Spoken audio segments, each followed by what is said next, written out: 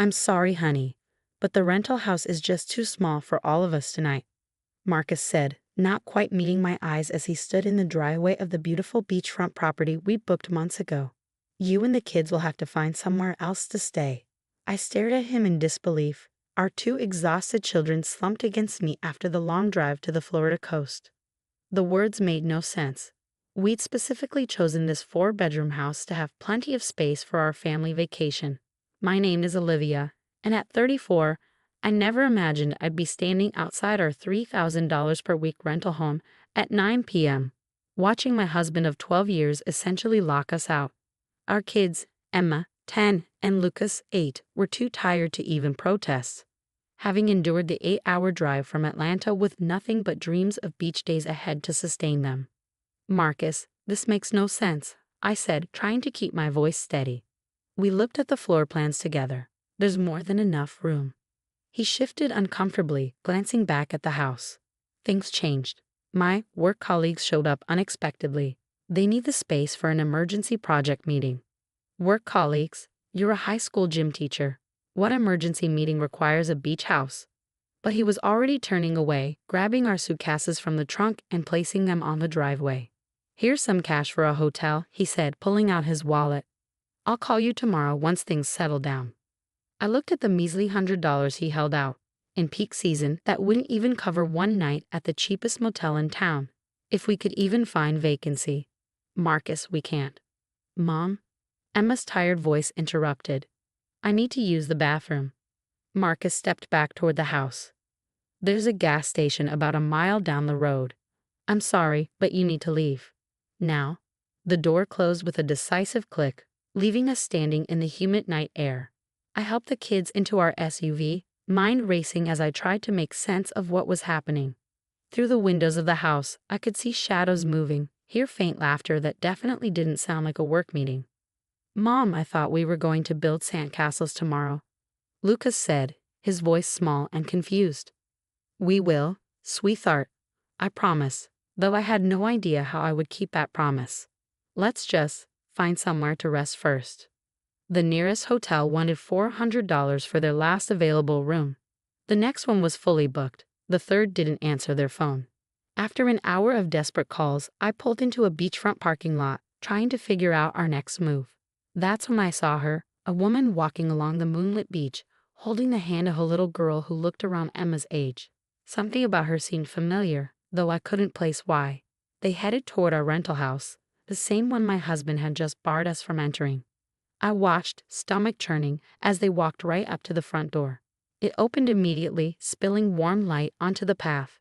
And there stood Marcus, greeting them with the kind of embrace that told me everything I needed to know about his work meeting.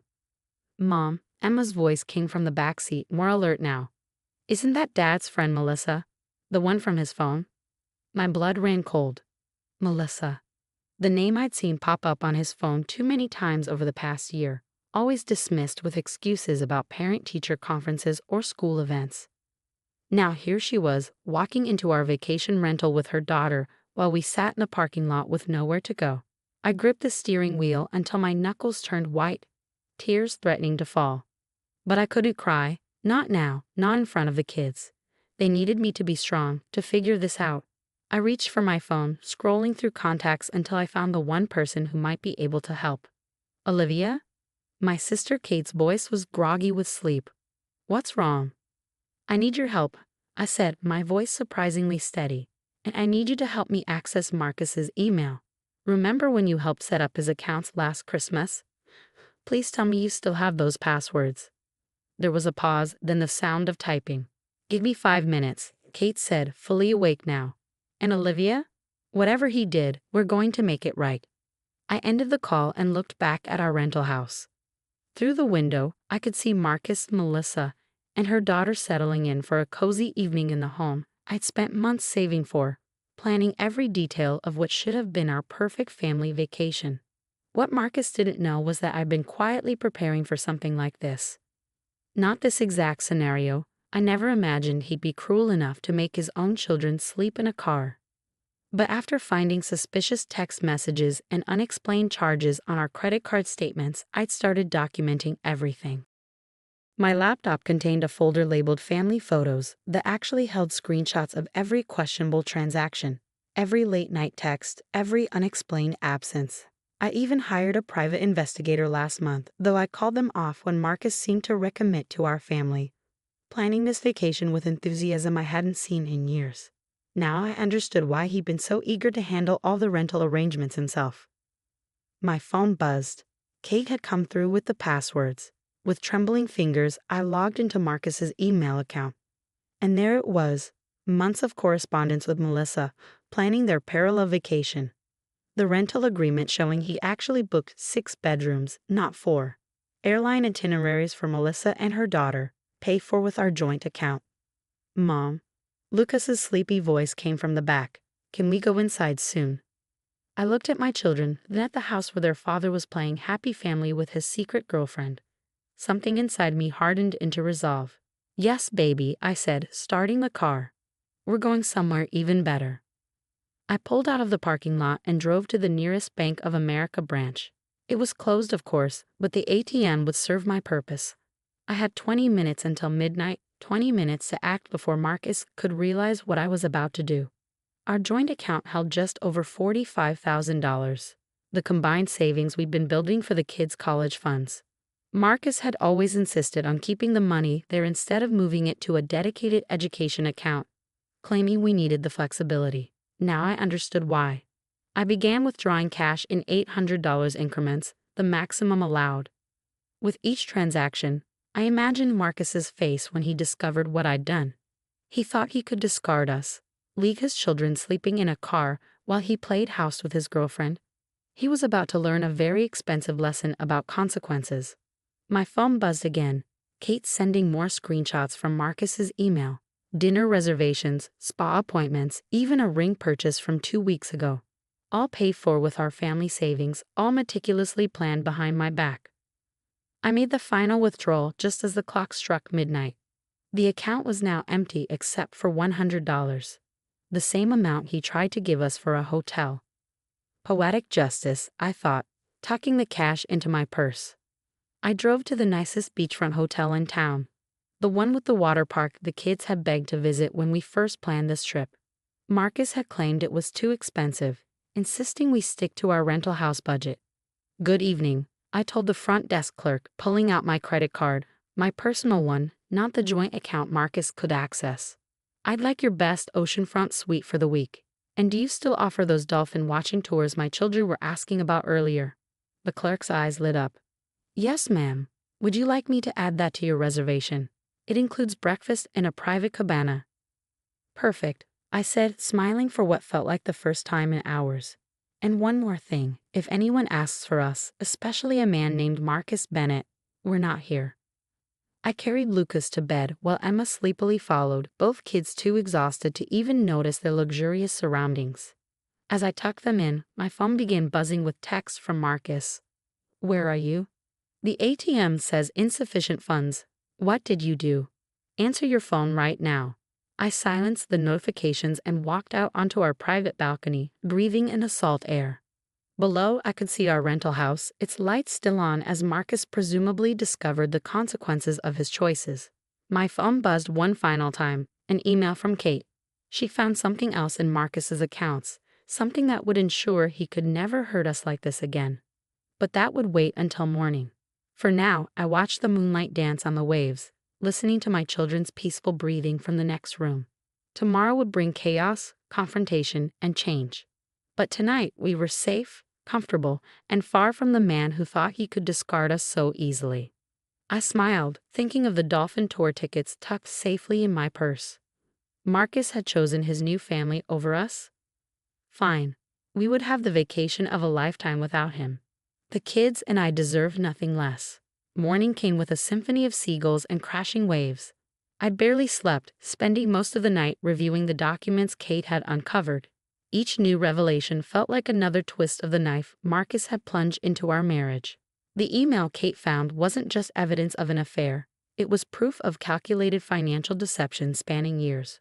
Marcus had been systematically diverting money from our joint accounts into a private one, using it to fund a lifestyle with Melissa that our children had been denied. Private school tuition for her daughter, Weekend getaways disguised as teaching conferences, even a down payment on a condo in Tampa, waiting for the right time to leave us. I was still processing this information when Emma wandered onto the balcony, her eyes wide as she took in the ocean view. Mom, this place is amazing. But why aren't we at the other house with Dad? Before I could answer, my phone rang. Marcus again, his 20th call since midnight. This time I answered. Where is my money? He roared, not bothering with pleasantries. Our money, I corrected calmly, is being put to better use than funding your girlfriend's lifestyle. How's Melissa enjoying my rental house? The line went silent for a moment. Then his voice dripping with venom. You've lost your mind. I'm calling the police. Go ahead, I replied, opening my laptop. I'm sure they'd be very interested in these bank statements showing how you've been embezzling from our children's college fund. Or maybe they'd like to see the deed to that Tampa condo you bought with Melissa 2 months ago. How did you? Did you really think Kate wouldn't keep those passwords when she set up your accounts? The same Kate who works in digital forensics. Lucas appeared in the doorway, rubbing his eyes. Mom, can we get breakfast? Of course, sweetie, I said, then back to Marcus. I have to go. Our kids are hungry. You remember them, right? The ones you made sleep in a car last night. Olivia, wait. I ended the call and took the kids down to the hotel's breakfast buffet. They were delighted by the chocolate chip pancakes and ocean view, their excitement almost making me forget the nightmare of last night. Almost. My phone buzzed with a text from Kate. He just found his life insurance policy. Guess who he changed the beneficiary to last month? I excused myself from the table, stepping away to call her. Tell me everything. What Kate had discovered was the final nail in the coffin of my marriage. Marcus hadn't just been planning a new life with Melissa. He'd been systematically erasing us from his old one. The life insurance policy was just the beginning. He's been moving money around for months, Kate explained. Setting up accounts in her name, changing beneficiaries, even putting her daughter as a dependent on his teaching insurance. But here's where he messed up. He used our family email domain for everything. The same domain I helped set up and still technically administer. I watched Emma and Lucas chatting happily over their pancakes, unaware that their father had been planning to abandon them so thoroughly. Send me everything, I said. And Kate? Thank you. Don't thank me yet, she replied. There's more. Remember that private investigator you hired and called off? I found his report in your cloud storage. You might want to see what he discovered about Melissa's background. After breakfast, I settled the kids in the hotel's children's program, a full day of supervised beach activities and crafts. Then I retreated to our suite to read the PI's report. Melissa, it turned out, had quite a history. 3 previous marriages, each ending when she drained her husband's accounts and disappeared. Her daughter? A prop, borrowed from her sister to make her stories more convincing. The real kicker? Her name wasn't even Melissa. My hands were shaking as I compiled everything into a single document. The fraud, the theft, the false identity. Just as I finished, a commotion erupted in the hotel hallway. You can't stop me from seeing my kids, Marcus's voice boomed. I'm their father. I opened the door to find him facing off with hotel security, his face red with rage. Behind him stood Melissa, trying to look concerned while shooting nervous glances at the exit. Actually, I said, holding up my phone, you forfeited that right when you made them sleep in a car so you could play house with a con artist. Speaking of which, hello, Patricia. Or do you prefer Melissa? I'm sure your parole officer would love to know you've crossed state lines. The color drained from Melissa's face. Without a word, she turned and fled, leaving Marcus staring after her in confusion. What are you talking about? He demanded. I handed him the PI's report. Seems your girlfriend forgot to mention her outstanding warrants in Georgia and Florida. But don't worry, I'm sure the FBI will help you sort it all out. They're very interested in her pattern of identity theft and bank fraud. Marcus slumped against the wall, the reality of his situation finally hitting him. Olivia, I can explain. Save it for your lawyer. I cut him off. You'll be hearing from mine soon. Oh, and Marcus, the kids are having the time of their lives without you. Emma's going on a dolphin watching tour this afternoon, something you said we couldn't afford while you were buying condos for your girlfriend. I turned to the security guards. Please escort him out and add him to the do not admit list. Later that afternoon, I sat on the beach watching Emma and Lucas build sandcastles with their new friends from the kids' club. My phone kept buzzing with updates. Melissa/Patricia had been arrested trying to board a flight to Mexico. Marcus's school had placed him on administrative leave pending an investigation into misused funds. Kate had found even more evidence of his financial manipulation. But none of that mattered as much as the sound of my children's laughter carrying across the sand. They were resilient, adapting to our new reality with a strength that amazed me. Yes, there would be hard conversations ahead. Yes, our lives would change dramatically. But watching them play, I knew we would be okay. My phone buzzed one final time, an email from my lawyer. She had already filed for emergency custody and frozen all our remaining assets. But more importantly, she had uncovered something interesting about the beach house rental. The property is owned by Patricia's last victim, she wrote. He's willing to testify about how she scammed him, and he's offering to let you and the kids stay there for the remainder of your vacation, free of charge. Poetic justice.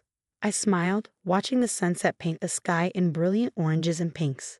Tomorrow we would move into the beach house that Marcus had tried to deny us. Tomorrow we would continue building our new life without him. But tonight we would enjoy our oceanfront suite, order room service, and plan our dolphin watching adventure. Tonight we would celebrate our freedom from a man who thought he could discard us so easily. Marcus had chosen his path, thinking he held all the power. He never expected his quiet, accommodating wife to fight back. He never imagined I would not only survive his betrayal but thrive in spite of it. That evening, as I tucked the kids into their plush hotel beds, Emma asked a question that made my heart ache. Mom, is Dad ever coming back?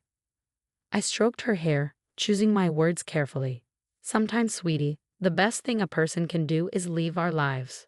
Your father made choices that hurt us, but we're going to be okay. Better than okay. Because we have each other. Lucas chimed in. Exactly, I smiled. And because we're stronger than he ever knew. After they fell asleep, I stood on the balcony again, watching the moonlight dance on the waves. The beach house that was meant to be the site of our family's destruction would instead become the launching point for our new beginning. Marcus had wanted to throw us away, but he'd only succeeded in setting us free. And as I listened to the rhythm of the ocean and my children's peaceful breathing, I knew with absolute certainty that we had already won. The vacation he tried to steal from us? It was just the beginning of our greatest adventure, a life without his lies, manipulation, and betrayal. A life where my children would learn that they deserved better than what their father had tried to give them. A life that was finally and completely our own.